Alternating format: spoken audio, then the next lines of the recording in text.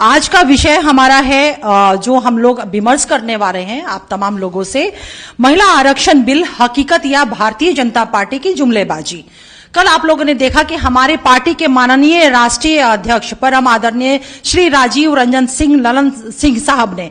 मजबूती से सारी बातों को रखा और उन्होंने ये आशंका व्यक्त किया कि विमेन रिजर्वेशन बिल कल जो पेश किया गया था वो भारतीय जनता पार्टी केंद्र की मोदी सरकार के द्वारा 2024 में बहुत बड़ा चुनावी जुमलाबाजी ये साबित होगा। जिस तरह से मोदी सरकार ने 2014 में देश के युवाओं से कहा था कि प्रत्येक वर्ष 2 करोड़ नौकरी दूंगा, लेकिन मात्र अभी तक 18 करोड़ नौकरी होता है, लेकिन मात्र 7,22,000 नौकरी दिया। तमाम वो वादे देश की जनता से जो उन्होंने कहा था काला धन लाऊंगा, अच्छे दिन आएंगे, महंगाई दूर होगी, बेरोजगारी दूर होगा, किसानों के आय दुगने होंगे। और जब मीडिया के लोगों ने उनसे ये पूछा तो कहा था कि चुनावों में इस तरह के वादे होते हैं, ये जुमलेबाजी होती है। तो देश की महिलाओं को और हम लोगों को इस बात का पूरा विश्वास है कि कल जो बिल लाया गया है वो देश की महिलाओं के साथ जुमलेबाजी है, क्योंकि इस बिल के अगर हम जो मसौदा जो बिल के प्रावधान है अगर उसको देखें तो ये बात कहा गया है कि विमेन रिजर्वेशन बिल जो है हमारा वो 2024 में महिलाओं को इसका लाभ नहीं मिलने जा रहा है, क्योंकि इसमें ये बातें कही गई है कि पहले कास्ट सेंसस होना है, फिर डिलिमिटाइजेशन होना है। और हम लोगों ने देखा है कि जो गणना है उसको करने में करीब 5 साल से ज्यादा का वक्त लग जाता है, फिर 2-3 साल डिलिमिटाइजेशन में होना है। यानी कि देश की महिलाओं को आने वाले 2030-2031 तक इस बिल से कहीं कोई लाभ नहीं मिलने वाला है। और हम लोग बार बार इस बात को मांग करते रहे कि जातीय गणना कास्ट सेंसस कराया जाए, जिस कास्ट सेंसस को देश में 2021 में हो जाना चाहिए था। आज 2023 से मोदी सरकार अभी तक कास्ट सेंसस को लेकर के मुंह तक नहीं खोला है। और ताजुब तो ये बात होती है कि कल सदन में जब इस बिल को का समर्थन लेने के लिए बहस कराया गया तो इसमें जो पेच मोदी सरकार ने लगाया है कास्ट सेंसस और डिलिमिटाइजेशन को लेकर के, इस पे उन्होंने एक शब्द भी चर्चा नहीं किया। मैं पूछना चाहती हूं मोदी सरकार से, हमारे देश की महिलाओं के सवाल है कि क्यों ये पेच लगाया आपने डिलिमिटाइजेशन का और कास्ट सेंसस कराने का? क्योंकि जब किसान विरोधी बिल आपको पास करना था तो देश की जनता को किसी को जानकारी नहीं थी, और भले वो हमारे 700 के आसपास किसान शहीद हो गए आपके इस बिल के कारण। जब नोटबंदी आपको करनी थी तो देश के किसी लोगों को जानकारी नहीं थी। एकाएक हम लोगों ने देखा कि नोटबंदी का कानून आया, भले लाइन में लगे हुए 150 लोग इसमें उनकी मौत हो गई। तो इस बिल में इस तरह की पेचीदगियां क्यों लगाया आपने? दूसरा सवाल हमारा मोदी सरकार से है कि 2014 के मैनिफेस्टो में आपने विमेन रिजर्वेशन बिल को टॉप प्रायोरिटी दिया था, लेकिन 2019 में आपके मैनिफेस्टो में विमेन रिजर्वेशन बिल 14वें नंबर पे आया। तो महिला का जो संवैधानिक अधिकार है वो अपग्रेड ना हो करके आपके शासनकाल में वो नीचे गया है। ये देरी क्यों हुई? इस बिल को लाने में 9.5 वर्ष आपने क्यों लगाया? अगर आप महिला के जो संवैधानिक अधिकार है देने में आप विश्वास रखते तो मैं ये पूछना चाहती हूं कि जब आप गुजरात के माननीय मुख्यमंत्री थे तो वहां के निकायों में आपने कितना आरक्षण दिया? पंचायती व्यवस्था में तो आपने कोई आरक्षण नहीं दिया, नौकरियों में वहां की बेटियों और महिलाओं को तो कोई आरक्षण नहीं दिया, और साथ ही साथ पुलिस बल में भी आपने कोई आरक्षण नहीं दिया। तो महिलाओं को उनके जो संवैधानिक अधिकार है उनको देने का आपका ट्रैक रिकॉर्ड ये रहा है। और कास्ट सेंसस की अगर हम बात करें तो ये आपकी तो मंशा कभी थी ही नहीं कराने की, तो फिर विमेन रिजर्वेशन बिल कहां से प्रोसीड करेगा? क्योंकि कास्ट सेंसस को लेकर के आपने जिस तरह से अपने लोगों के माध्यम से यूथ फॉर इक्वालिटी एक संस्था है जिसके मुख्य पृष्ठ पे माननीय प्रधानमंत्री महोदय की तस्वीर लगी हुई है, और इसमें इस संस्था के ऑफिशियल कहते हैं कि देश के प्रधानमंत्री जी जो आपने आरक्षण के खिलाफ में अभियान महाअभियान उन्होंने कहा है, इसमें हम आपके साथ हैं। और जो माननीय मुख्यमंत्री नीतीश कुमार जी बिहार में जाति आधारित गणना कराना उन्होंने शुरू किया, तो किस तरह से आप बिहाइंड द कर्टेन जाकर के यूथ फॉर इक्वालिटी के ऑफिशियल्स, चाहे वो मक्खन लाल हो, संदीप रागी हो, ये सभी के सभी लोग आरएसएस के ये पदाधिकारी हैं, इन लोगों के माध्यम से इस गणना को बिहार में रोकने का आपने षड्यंत्र रचा।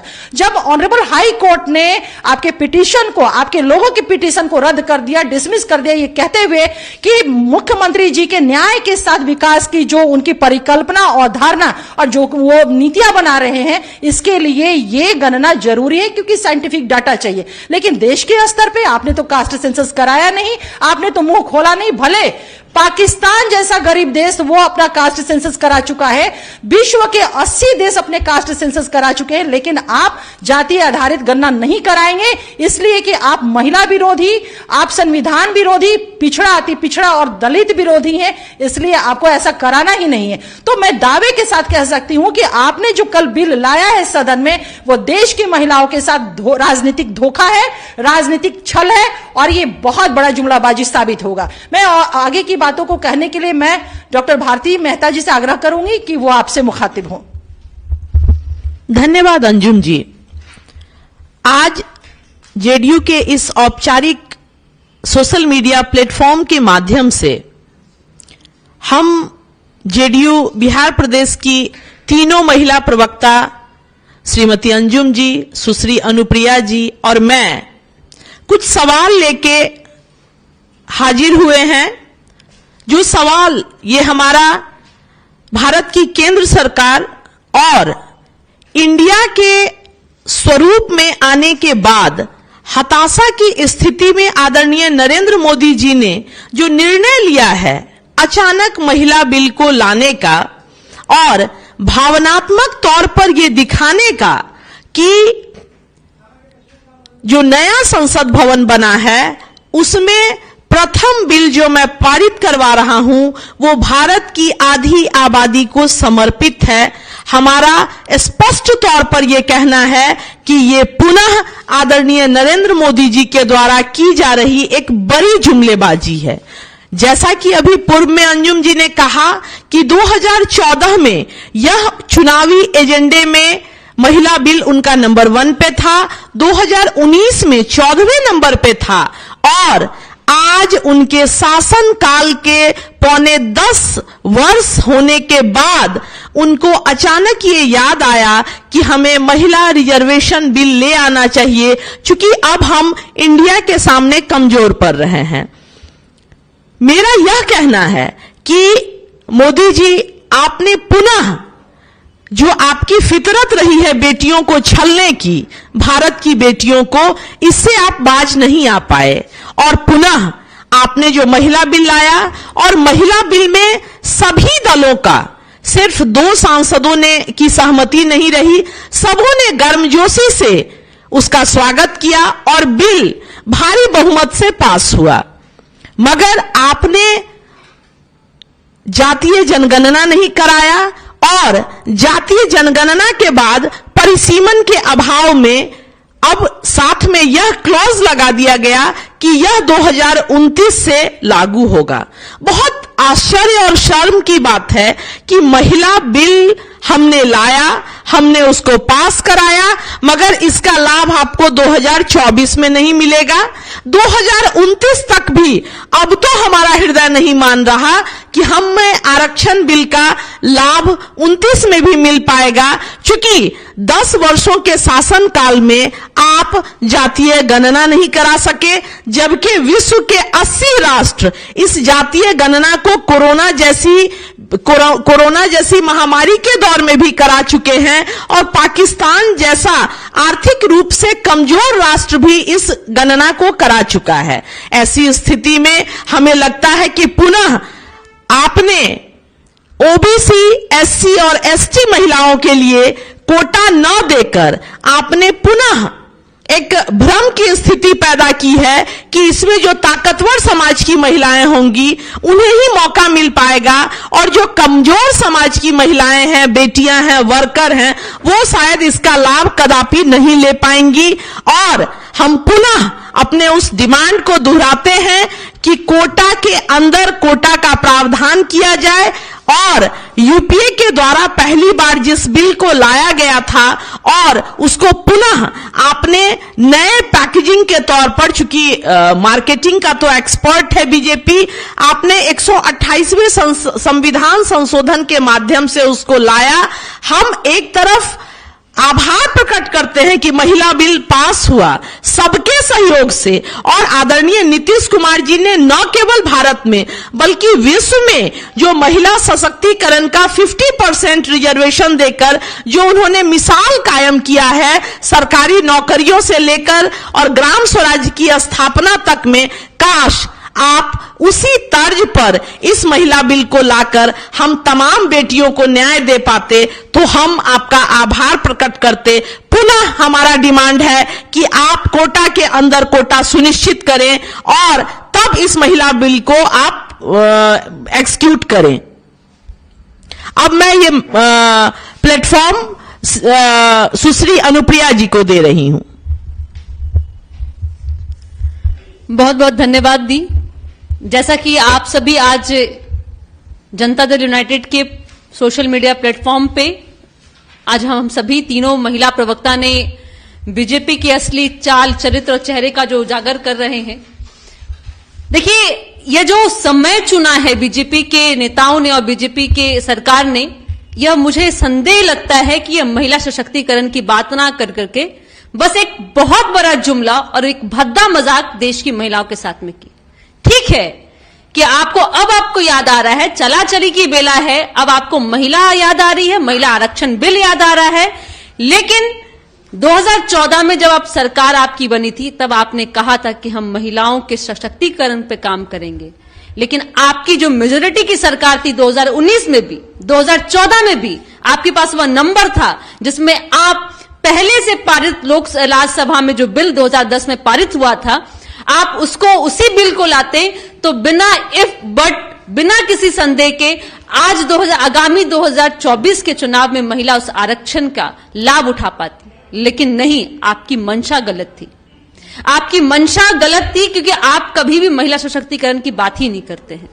क्योंकि मैं इसलिए इतने दावे के साथ कह रही हूं, अगर विगत कुछ महीनों की घटनाओं को देखें देश की राजनीतिक में और जिस तरह से महिलाओं के साथ में दुर्व्यवहार किया गया, अब वहां जहां पे भाजपा की सरकार थी,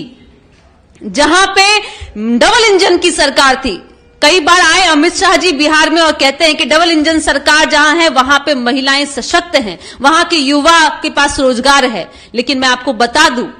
कि मणिपुर जैसी घटना इस देश के इतिहास में कभी नहीं हुआ। आप अमृत महोत्सव मना रहे हैं 75 साल में, और इतनी शर्मनाक घटना जिस वर्ष में हुआ, 75वें साल में देश में ऐसी घटना ना इतिहास में हमने ना देखा है ना सुना है कि निवस्त्र करके आपके शासन में महिलाओं को सड़क पे घुमाया गया और आपकी सरकार चुप रही और आप भी चुप रहे। हम विपक्ष होने के नाते आपको मजबूर किए कि आप आइए सदन में बोलिए, तब भी आप नहीं बोले। दूसरी, जो देश का मान सम्मान बढ़ाने वाली बेटियां हैं, पहलवान बेटियां, उनके साथ में जिस तरह का दुर्व्यवहार आपके सांसद ने किया, तब भी आप चुप थे। आपकी जो चुप्पी थी वह देश ही नहीं दुनिया ने भी उस पे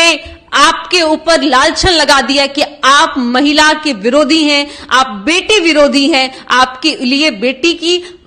स्मिता बहुत महत्वपूर्ण नहीं रखती है, आपके लिए कुर्सी महत्वपूर्ण रखती है। ये दो घटना ऐसी थी जिसने देश की महिलाओं को रूह को कपा दिया और देश की महिला ने ठान लिया है कि भाजपा मुक्त भारत करेंगे। और इसी समय में आपको महिला आरक्षण बिल आता है तो मैं इसको एक पॉलिटिकल स्टंट मानती हूं। लेकिन देश की महिला और बिहार की महिला जिस तरह से अपने आप को ठगा हुआ आपके शासनकाल में महसूस कर रही है, तो उन्होंने यह संकल्प लिया है कि आपकी अब आगामी समय में आपकी सरकार नहीं होगी। जैसा कि कई बातों को हमारी प्रवक्ता डॉक्टर भारती मेहता जी ने बताया कि अगर आपको सीखना है तो हमारे नेता से सीखिए, जहां उनकी सोच थी महिलाओं को राजनीतिक, सामाजिक और आर्थिक रूप से सशक्तिकरण करने की बात, तो महिला को सशक्त करने के लिए उन्होंने अपनी सरकार बनते के साथ ही राजनीतिक सशक्तिकरण के लिए 2006 में 50% आरक्षण दिया पंचायती राज और नगर निकाय के चुनाव में। यह होता है संकल्प। और बेटियों को शिक्षित करने के लिए उन्होंने कई ऐसी योजनाएं चलाई कि उनकी बेटियां शिक्षित हो और बिहार के प्रगति में उनका योगदान हो। साइकिल योजना, पोशाक योजना, आज आप बिहार की सड़क पर निकल के देखिए, आपको बेटियां आज अपने आप को कई जगह पे अपने प्रतिनिधित्व कर रही हैं। शिक्षा विभाग में हमने 50% आरक्षण महिला को दिया है हमारी सरकार ने, और 35% आरक्षण जो है बिहार सरकार ने सभी वर्ग की महिलाओं को और सभी नौकरी में दी है। यह होता है सशक्तिकरण, यह होता है संकल्प, और यह दृढ़ संकल्प हमारे नेता और हमारे मुख्यमंत्री नीतीश कुमार जी ने धरातल पर उतार के दिखाया है, जिसके कारण आज और एक सबसे बड़ी उपलब्धि हमारी यह है कि महिलाओं के मांग पे हमारे नेता माननीय मुख्यमंत्री जी ने शराबबंदी की, जिससे कि कई स्तर पे हमारी महिलाएं सशक्त हो और अपने घर में भी अपनी मजबूती से हो सके। आज बिहार की महिलाएं तय करती हैं अपने घरों में कि वो वोट किसको करेंगी। अगर आप इस स्टडी को भी देखिएगा, कई ऐसी स्टडी है जिसमें यह प्रूफ हुआ है कि बिहार में किसी भी महिला को कोई उसके पुरुष दबाव में देकर के किसी को वोट नहीं करा सकते। इसलिए बिहार की प्रथम अगर मांग है और प्रथम अगर उनकी चॉइस जो होती है वो माननीय मुख्यमंत्री जी हैं, और इसीलिए बिहार की महिलाओं के लिए हमारे नेता ने कई काम किया है, और उनकी मानना है कि महिला अगर सशक्त होगी, महिला शिक्षित होगी तो समाज शिक्षित होगा, परिवार सशक्त होगा और शिक्षित होगा। इन्हीं बातों के साथ में मैं अपनी वाणी को विराम देती हूं। धन्यवाद।